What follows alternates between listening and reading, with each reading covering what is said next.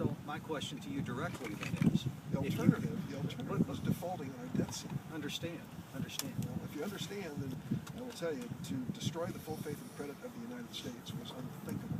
It would have destroyed businesses and jobs all over the country. This was a terrible alternative, but it was supposed to be so bad that it reached it. Senator, what have you been able to crunch the numbers about in terms of the effect of sequestration on Scott? We've heard figures ranging from 4,000 to 7,000 possible furloughs or layoffs. What do we?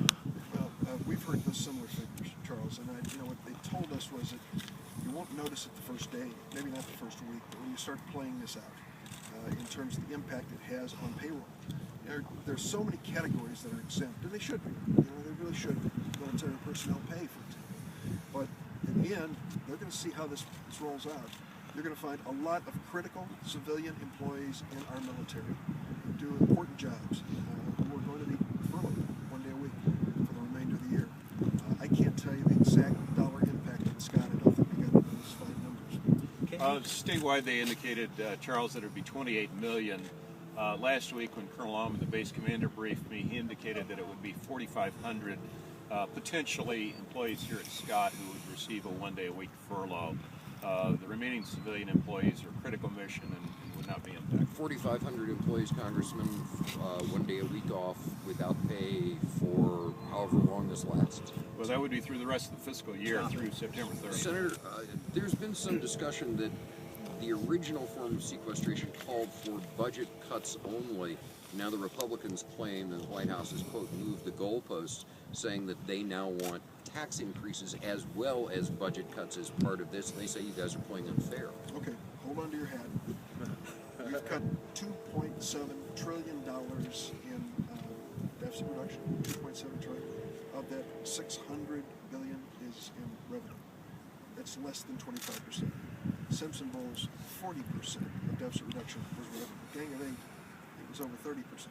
So what we got from the Republicans in the New Year's Eve negotiation was a small amount we agreed on to avoid that fiscal cliff. But in terms of, now they say, well, that's it, we're all in. It doesn't make sense. We can close tax loopholes that will affect almost virtually no working families and will save some money for us to reduce the deficit. We should do that. Can you elaborate on the tax loopholes that you just alluded to? Warren Buffett pays a lower tax rate than his secretary. Why? Because his income comes in capital gains. The Buffett rule, which we'll vote on in the Senate perhaps tomorrow or the day after, says that there will be a basic minimum tax rate, so you can't escape it. So it basically is going to say to people like Warren Buffett, yes, you're going to pay as much as your secretary when it comes to the rate of your income. What's the dollar figure on that revenue versus the sequestration total? I think it's in the $25 billion range. I'd have to double check on that. What we're trying to do is to take the $85 billion that we need to cut in the remainder of this year and cut it half. And to say, for example, on the defense side, we would reduce the amount they have to cut in half too.